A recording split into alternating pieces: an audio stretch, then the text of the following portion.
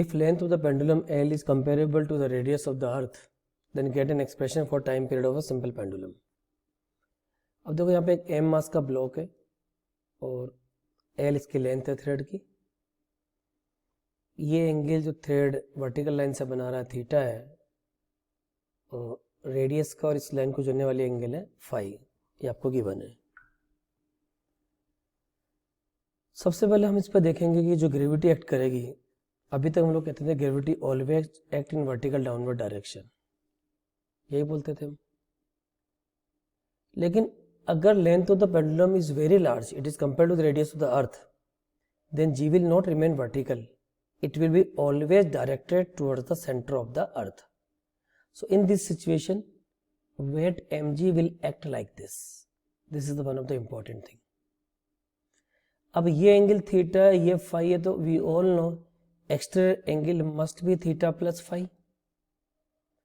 इस लाइन को आप आगे बढ़ाओगे, वर्टिकल अपोजिट एंगल, तो ये एंगल भी कितना आ जाएगा आपका थीटा प्लस फाई. ये बात समझ में आ गया होगा सबको. इस लाइन को हम आगे बढ़ा के ये परपेंडिकुलर डाल देते हैं, तो ये एक तरीके से क्या बन गई हमारी लीवर आर्म, जो हमारे टॉर्क में काम आएगी. तो रीस्टोरिंग टॉर्क अगर हमें निकालना है, restoring torque it is given by minus M G into ये डिस्टेंस कितनी हो गई, this distance is known as L sine theta plus phi minus M G L sine theta plus phi. ये बात समझ में आ गई होगी आपको, इसमें कोई दिक्कत ही नहीं है. Again when angle is small sine theta will be theta, so you will write torque equal to minus M G L theta plus phi. Torque equal to minus M G L into theta 1 plus phi upon theta. Theta मैंने common ले लिया. Torque equal to minus M G L into theta 1 plus phi. Phi को आप क्या लिखोगे, arc upon radius. अगर मैं कहता हूँ यहाँ से यहाँ तक की डिस्टेंस आर्क है, दैट इज वाई, तो फाई को क्या लिखोगे आप, आर्क अपॉन रेडियस. थीटा को क्या लिखोगे, वही आर्क अपॉन रेडियस. रेडियस में लेंथ ऑफ द पेंडुलम काम आ जाएगी लाइक दिस. तो what is torque, torque will be given by minus M G L theta 1 plus L by are. अब मैं इसमें से एल भी कॉमन ले लेता हूँ, तो विल से minus M G L square theta 1 upon l plus 1 upon r.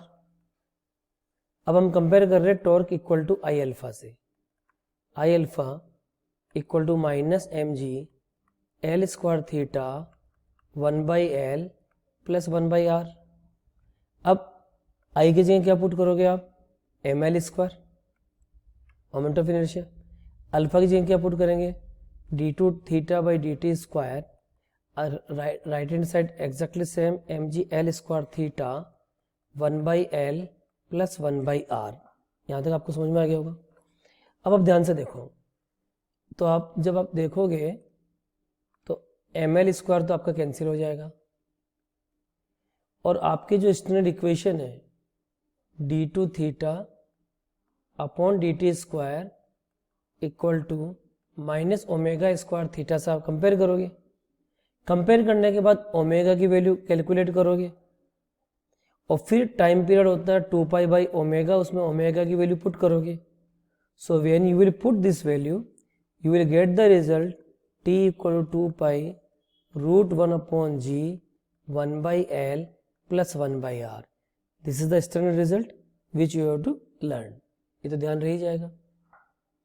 अब यहाँ पे एक दो सिचुएशन में आपको यही समझा देता हूँ. If I take case number 1 and I say if l is less than r, यानी जनरल पेंडुलम जो अभी तक हमने पढ़ा है, length of the thread is very less compared to radius of the earth, then of course 1 by l will be greater than 1 by r. यानी अगर 1 by r इसमें नेग्लिजिबल हो गया, तो देखो एक्सप्रेशन वही आया ना, t equal to 2 pi root l by g, जो आपने पहले भी किया है.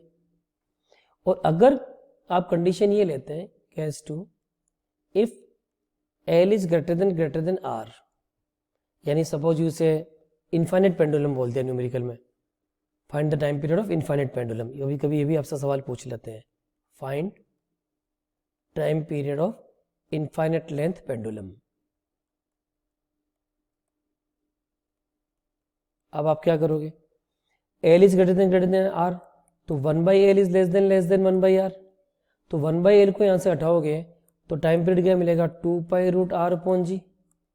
Radius of the earth, we all are intelligent, 6400 kilometre, metre में कन्वर्ट कर लेना।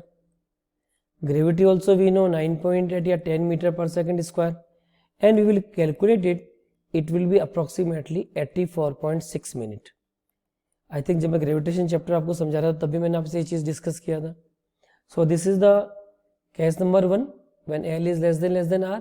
Case number 2, L is greater than R. For infinite length, we will get the answer T equal to 84.6 minutes.